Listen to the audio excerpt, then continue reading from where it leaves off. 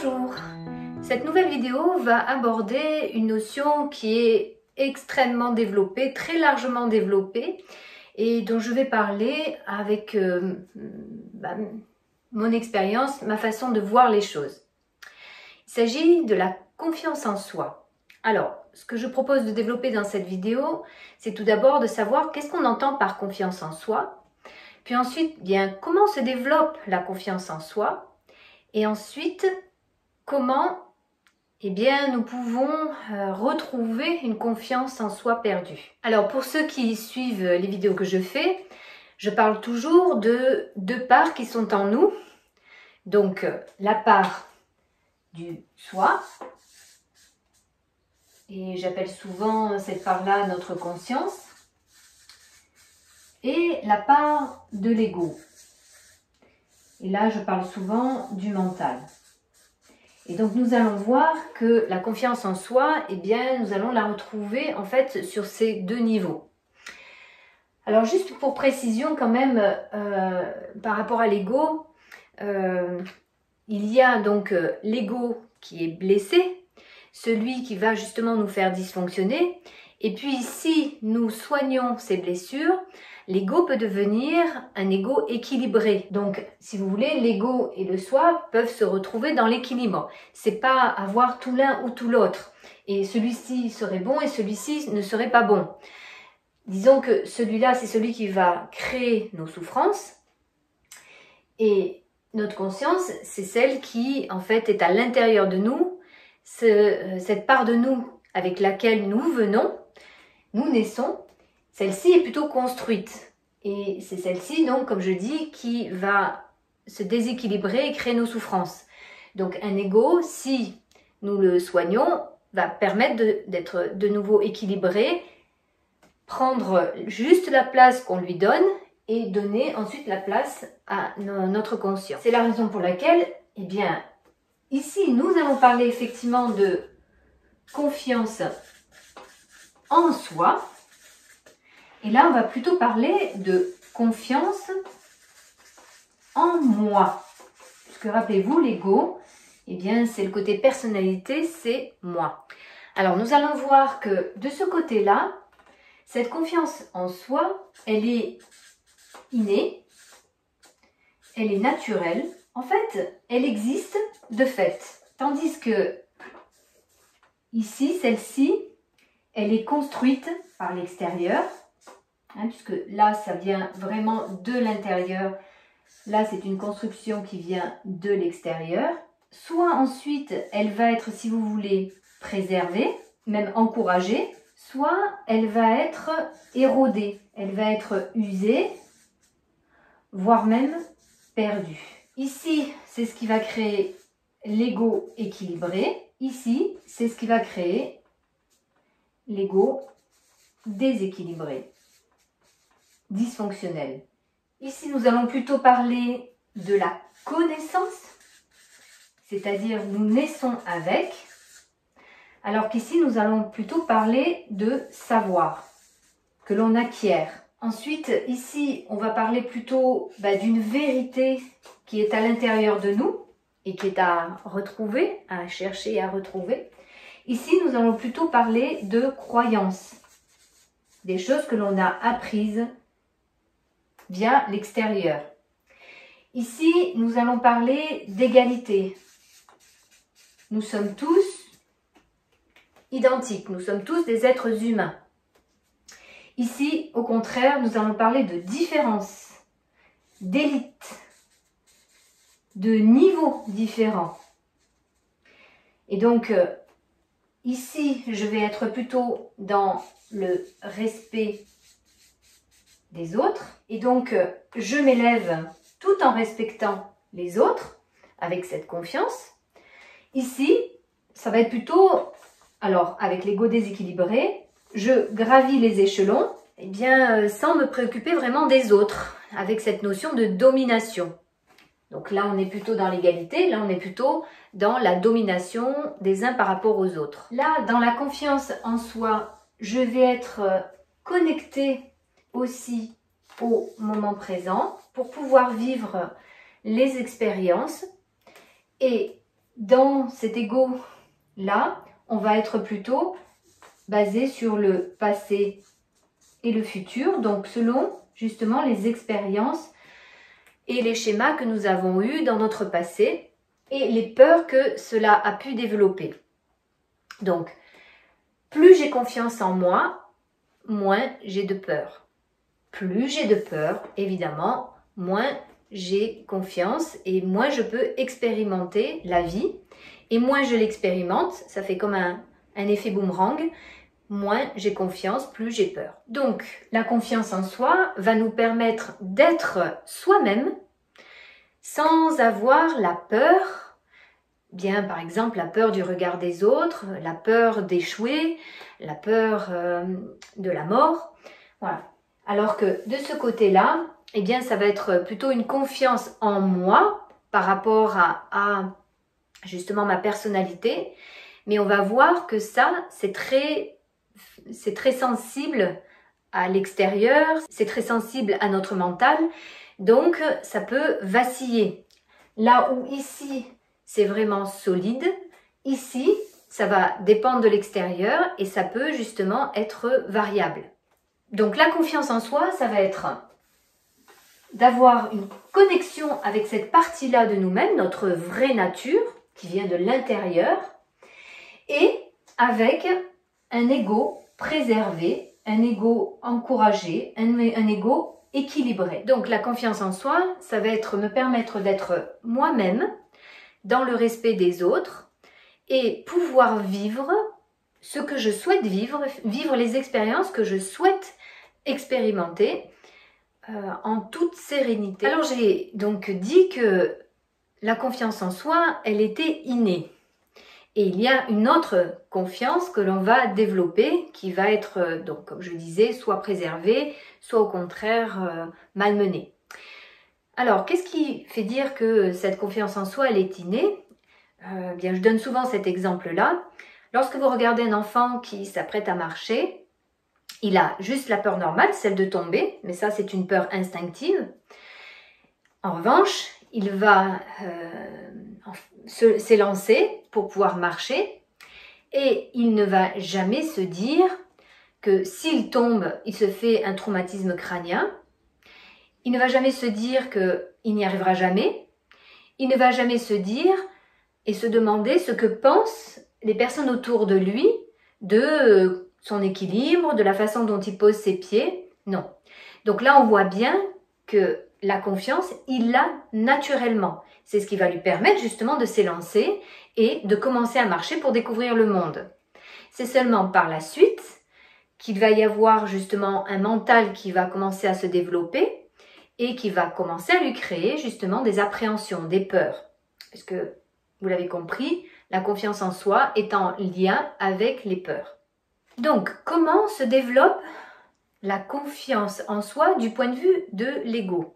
Puisque on vient de voir qu'on a une confiance en soi innée, mais ensuite, avec l'extérieur, soit cette confiance va se développer et être préservée et encouragée, soit au contraire, elle va être, comme on l'a vu, érodée, perdue, du fait justement de l'extérieur.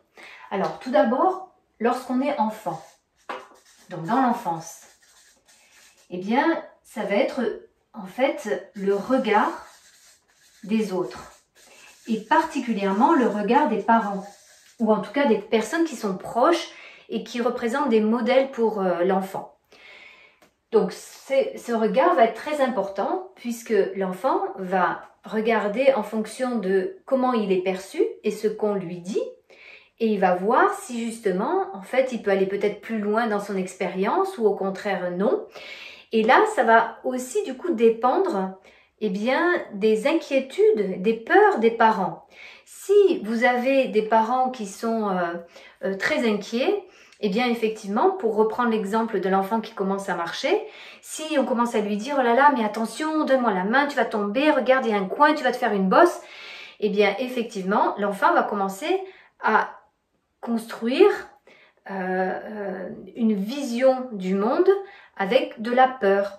Et cette peur va peu à peu éroder sa confiance en lui-même, cette confiance innée.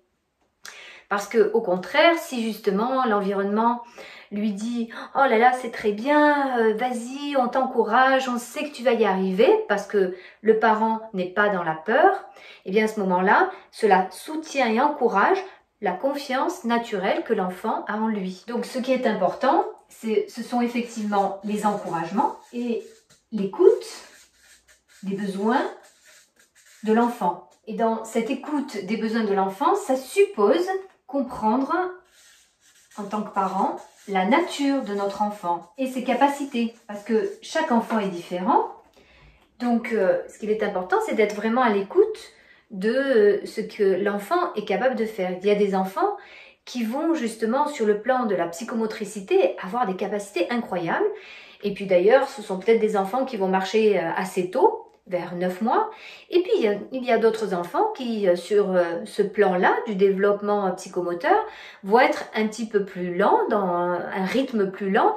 Et donc, il est important, justement, bien d'être à l'écoute des capacités de cet enfant, parce que si il est amené à marcher à 18 mois, eh bien, si, justement, en tant que parent, on se dit non, non, mais déjà 13 mois, 14 mois, 15 mois, c'est pas possible qu'il marche pas, eh bien, ça va effectivement donner l'information à l'enfant que c'est pas normal, qu'il ne marche pas encore à ce moment-là. Donc, ça va être vraiment d'être à l'écoute de la capacité de l'enfant. Après, ça va être sur sa créativité, sur plein d'autres domaines, et donc de sa nature, de son soi. Donc, par rapport à cette vision de l'enfant idéal, c'est en rapport avec les exigences que un parent peut avoir et par rapport à certaines croyances comme la réussite. Et la réussite de mon enfant va m'apporter justement de la fierté. Donc j'ai besoin que mon enfant réussisse et donc je vais lui mettre beaucoup de pression à ce moment-là. Il ne s'agit donc pas de le transformer en fonction de l'image que l'on a de l'enfant idéal, mais bien au contraire, d'être au plus près de sa nature et de l'accompagner justement à grandir avec sa propre nature. Alors c'est aussi créer un équilibre par rapport, vous savez, aux deux émotions dont je parle très souvent dans mes vidéos, qui sont là pour justement nous faire avancer, nous faire grandir sur notre chemin de vie, c'est-à-dire la peur, et on est bien d'accord, je le dis souvent, que ce qui pose problème, ce sont les extrêmes, et qu'il est important donc voilà de trouver cet équilibre, c'est-à-dire si je laisse mon enfant tout faire sans surveillance, sans protection, sans lui expliquer par exemple qu'une prise c'est dangereux, et je suis trop dans l'extrême de ne pas avoir peur de quelque chose qui pourrait être dangereux. Et évidemment, de l'autre côté, c'est être trop présent et trop sur l'enfant à justement lui dire qu'il y a des dangers tout le temps et partout. Et puis, sur l'autre versant, qui est la frustration, et bien de la même façon, ce sont aussi les extrêmes qui vont poser problème. Donc, il est important de trouver cet équilibre. C'est-à-dire entre je frustre beaucoup mon enfant, c'est-à-dire je le laisse rien faire, il a le droit à rien, je lui dis non à tout. Et de l'autre côté, je dis oui à tout, il a le droit de tout faire, il n'y a aucune règle. Et bien évidemment, ça va poser problème. Donc, la confiance, ça va être justement de trouver cet équilibre. C'est-à-dire que plus tard, lorsqu'il fera des expériences, eh bien, il aura juste la peur normale, celle de se préserver, mais ça ne l'empêchera pas de vivre son expérience. Et pour la frustration, eh bien, ce sera je fais des choses, mais dans le respect, effectivement, de certaines règles et des autres. Maintenant, par rapport au développement de la confiance en soi chez l'adolescent, alors on va le voir d'abord du point de vue des parents, des personnes qui s'occupent de l'adolescent, et ensuite on va voir du point de vue de l'adolescent lui-même. Donc par rapport aux parents, en fait, ce qui va être important, eh bien, c'est l'écoute là aussi des besoins. Et les besoins d'un adolescent qui est en construction de son identité, de sa propre personnalité, c'est tout aussi important de continuer à écouter les besoins au moment de l'adolescence, de la nature propre de l'enfant. Donc écoute de ses besoins, et puis aussi écoute de ses points de vue, parce que il commence à avoir vraiment alors il en avait déjà certainement un peu avant, mais ça se confirme là au moment de l'adolescence, il a des points de vue qui sont certainement différents des points de vue parentaux. Donc c'est important d'être à l'écoute justement. Et par rapport à ça, donc être dans la discussion le plus possible, qui va permettre eh bien, là aussi un équilibre entre une certaine liberté, parce que au moment de l'adolescence, eh bien, cette notion de liberté grandit de plus en plus, et donc par rapport justement aux règles à respecter pour vivre bien les uns avec les autres. C'est aussi eh bien, l'encourager à vivre des expériences. Et là aussi, ça suppose que les parents eux-mêmes, ils aient fait ce travail de voir un peu ce qui peut leur faire peur, voir un peu leurs inquiétudes pour pouvoir laisser leur ado faire et vivre des expériences. S'il y a discussion avec les notions justement de règles et les conséquences de certains comportements, eh bien cela peut tout à fait se faire.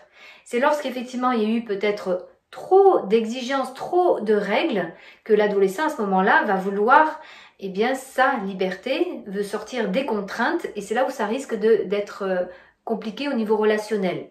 Ou si les parents sont peut-être à trop couver l'enfant, eh bien l'enfant a peut-être davantage de peur et donc il va avoir du mal à se sentir libre de vivre des expériences, mais surtout il aura lui-même peur de vivre des expériences. Alors maintenant, du point de vue de l'ado lui-même, il y a donc plusieurs choses à voir et à faire pour eh bien, faire grandir aussi sa confiance en soi. Alors, il y a d'abord apprendre à bien se connaître. Je parlais de notre vraie nature. Alors, c'est sûr que si nous avons des parents qui, justement, ont été attentifs à notre vraie nature, c'est beaucoup plus simple. Parce que, du coup, on a appris petit à petit à se connaître. Et au travers du regard extérieur, mais peu à peu aussi par rapport à soi-même.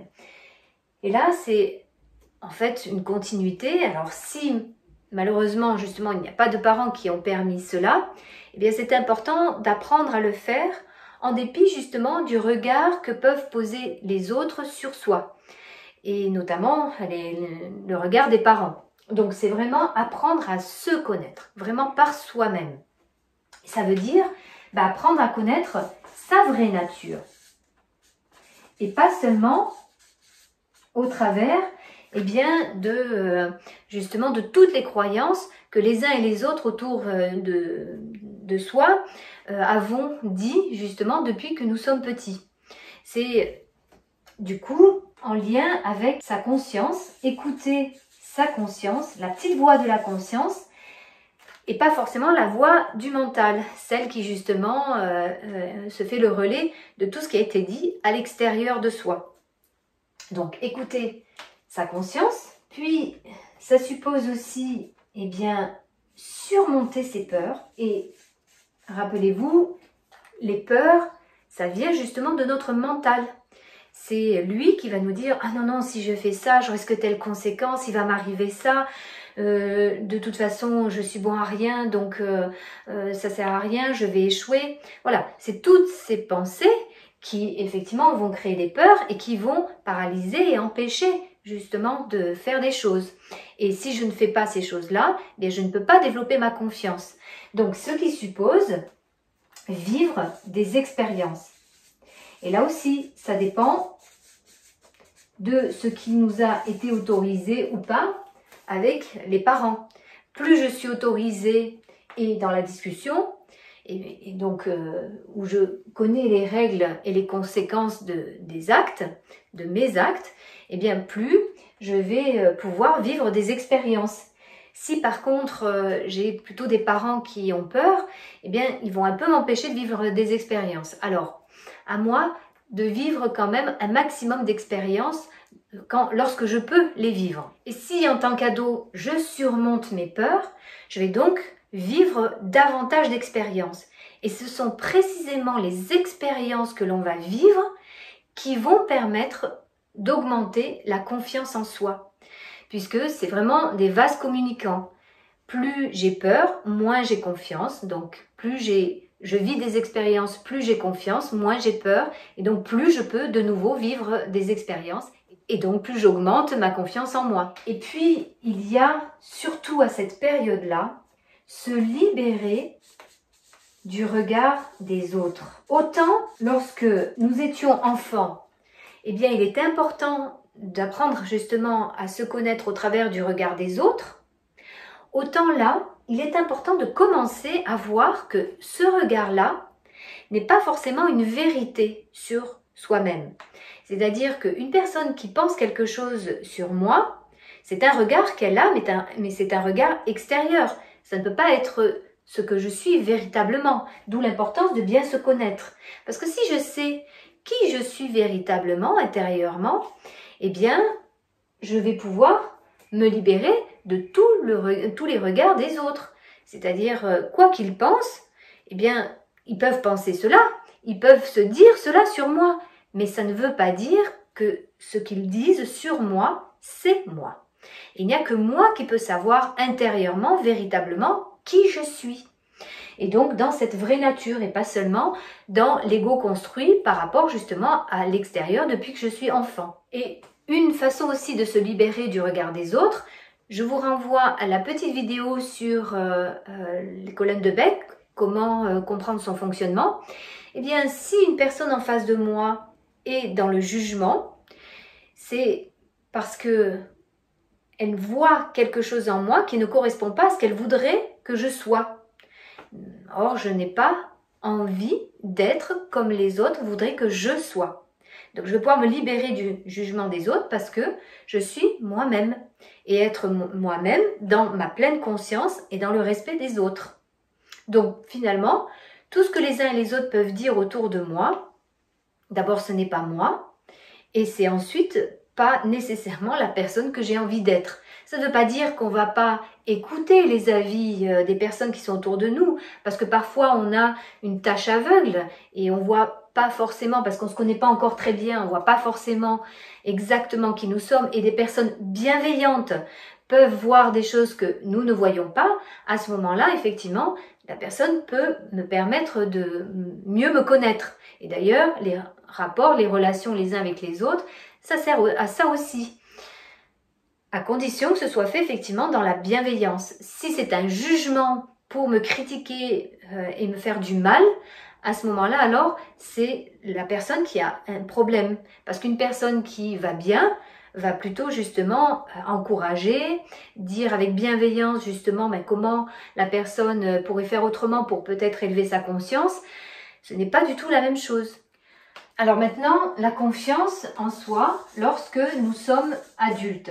Cette confiance, en fait, si vous voulez, c'est déjà avant tout être soi-même. Si je suis moi-même, eh bien, je peux dire ce que je pense, je peux dire ce que je ressens, je peux faire ce que j'ai envie de faire, toujours dans le respect des autres. C'est aussi, justement, en fait, se libérer de ces croyances qui sont limitantes. Bien souvent. Un exemple de croyance limitante, ce serait, alors c'est quelque chose évidemment d'appris, ce serait si je n'arrive pas à faire quelque chose et à réussir quelque chose du premier coup, c'est pas la peine d'essayer. Donc on voit bien que ça va limiter notre expérience. Ça suppose donc du coup de se libérer de ses peurs. Affronter ses peurs. C'est en lien avec les croyances. Plus je me libère de mes croyances, plus je me libère de mes peurs, plus je vais oser. Je vais oser faire, je vais oser dire, je vais vivre les expériences que je souhaite vivre. Alors c'est aussi être connecté à ses besoins, à ses propres besoins. Ça c'est vraiment important, c'est-à-dire je vais ressentir mais quels sont mes besoins. Parce que si je vois quels sont mes besoins, je comprends justement comment je peux les mettre en œuvre. Si je n'écoute pas mes besoins, eh bien je ne les mettrai pas en œuvre. Et cela suppose être dans l'équilibre par rapport aux besoins des autres. C'est-à-dire, lorsqu'une personne, par exemple, peut être frustrée et se mettre en colère, bien souvent, c'est parce qu'un de ses besoins n'a pas été assouvi. Et donc, peut-être, ça peut m'indiquer quel est le besoin de la personne qui est en face de moi. Et à ce moment-là, plutôt que de rester uniquement sur l'aspect comportemental « il m'agresse », c'est d'essayer d'aller comprendre, mais quel est le besoin derrière de cette personne qui fait que ça l'a fait monter justement dans l'intensité de sa colère et donc qui a eu un comportement agressif. Et de la même façon, on peut faire la même chose, c'est-à-dire que quand il y a quelque chose qui nous frustre et qui nous met en colère, c'est parce qu'il y a un de nos besoins auquel on n'a pas été connecté. Donc très important de bien repérer quels sont nos besoins pour vraiment reconnecter à eux. Et puis, comme je l'ai dit aussi pour les adolescents, continuer à vivre des expériences. Parce que ce sont précisément les expériences qui nous font grandir. Ce sont les expériences qui vont nous aider à augmenter peu à peu notre confiance en nous. Si je suis un marin qui a envie de parcourir le monde, eh bien petit à petit, il faut que je me confronte à des houles de plus en plus grandes. Et plus j'ai l'expérience d'être confrontée à des houles et des tempêtes de plus en plus importantes, plus je peux avoir cette confiance qui va me permettre d'aller encore plus loin. Et donc, jusqu'au moment où je vais pouvoir affronter n'importe quelle mer, n'importe quel océan. Et puis, toutes les expériences sont bonnes. Moi, j'aime pas trop le terme d'échec, parce que justement, il est comme quelque chose qui met fin à une expérience, alors qu'en fait, il n'y a que des expériences. Certes, elles peuvent être agréables ou désagréables, mais justement, même les expériences douloureuses ou désagréables sont des expériences qui vont nous permettre justement de grandir et qui vont donc nous permettre d'accroître notre confiance en nous-mêmes. Alors maintenant, si on a perdu confiance, tout d'abord, si on a perdu cette confiance, eh bien donc nous allons voir comment faire pour la retrouver et la développer. Alors déjà dans un premier temps, pour moi, c'est soigner justement les blessures de notre enfance qui peuvent être en rapport justement avec le regard que les autres ont porté sur nous et notamment nos parents, pour voir que effectivement au départ on avait vraiment cette confiance et on l'a perdue parce que l'extérieur ne nous a pas permis de poursuivre, de maintenir, d'augmenter, d'encourager cette confiance par rapport à notre personnalité, par rapport à notre ego. Donc c'est important de soigner les blessures justement de notre enfance. Ça, c'est pour moi prioritaire. La deuxième chose, et ça va avec, c'est du coup retrouver sa vraie nature. Puisque rappelez-vous, à la base, nous avons cette graine de la confiance en soi. Elle existe, elle est là à l'intérieur de nous, c'est juste qu'effectivement on l'a perdue de vue. Mais elle existe. Donc, retrouver qui nous sommes vraiment, un peu comme je l'ai expliqué par rapport aux adolescents, c'est-à-dire se connaître vraiment à l'intérieur de nous, qui nous sommes. Puis, comme on l'a vu aussi, et c'est important, c'est se libérer de ses peurs. Donc on a vu aussi, c'est se libérer du coup de ses croyances, de ses conditionnements, puisque ça va avec, hein, les peurs sont créées par les croyances et les conditionnements. Donc se libérer de ses peurs. Ça aussi, c'est très important. Tant qu'on ne se libère pas de ses peurs, on ne peut pas aller au-delà justement de ses propres peurs. Ça suppose repousser les limites que l'on se fixe et ça suppose sortir de sa zone de confort. Tant que je reste dans ma zone de confort, eh bien je ne peux pas envisager d'autres expériences. Donc je ne peux pas faire grandir ma confiance. Et ce qui est important de savoir, c'est que la vie nous pousse tout le temps. La vie est mouvement, la vie est évolution. Donc si on reste figé parce que c'est confortable, à un moment donné, la vie va nous pousser. Et va nous pousser pour justement continuer notre chemin, continuer à grandir. Et si malheureusement on maintient justement on veut à tout prix maintenir cet équilibre, il va nous arriver dans notre vie des épreuves qui vont nous obliger justement à sortir de toute façon de notre zone de confort. Et je vous renvoie aussi à la vidéo que j'avais faite sur les cycles de vie. On voit bien que tout au long de notre vie, eh bien, il y a de toute façon des évolutions nécessaires. Et que si ces évolutions ne se font pas, il va y avoir des blocages qui vont empêcher cette évolution et qui vont donc rendre malheureux. Alors parmi les peurs dont il est important de se libérer, il y a la peur du jugement, et ça on voit bien que c'est en rapport avec le regard des autres et donc les blessures que l'on a eues par rapport à notre enfance. Donc sortir de la peur du jugement, je le répète, la personne qui en face de nous nous juge, nous critique durement, c'est certainement parce qu'elle a elle-même un souci. Parce que si justement je suis bien avec moi-même, eh bien je vais avoir tendance à plutôt encourager, valoriser la personne qui est en face de moi. Donc en fait, vous pouvez vous libérer du jugement des autres simplement en vous disant que la personne qui est en train de me juger, c'est une personne qui a des problèmes à régler. Donc je ne vais pas endosser ces problèmes par le biais de son jugement. Vous connaissez certainement cette belle parole de sagesse qui dit « On voit la paille dans l'œil de l'autre, on ne voit pas la poutre dans le sien ». Donc il est important de se libérer du jugement des autres en se rendant compte que finalement la personne qui est en face de nous, eh bien elle n'a pas réglé un certain nombre de choses et en me critiquant, eh bien c'est comme si elle pensait se libérer de ses propres frustrations. Donc je ne suis pas là pour libérer les frustrations des autres. Et puis il y a la peur de l'échec. Alors comme je l'ai dit tout à l'heure, la peur d'échouer. Moi, je n'aime pas trop ce mot parce que pour moi, il n'y a pas d'échec, il n'y a que des expériences. Donc là, ça renvoie justement à comment se libérer de nos croyances par rapport à ça. D'ailleurs, si vous regardez des personnes qui ont beaucoup avancé dans leur vie, ce sont des personnes qui, certes, sont tombées, mais se sont relevées, sont peut-être de nouveau tombées, mais se sont de nouveau relevées.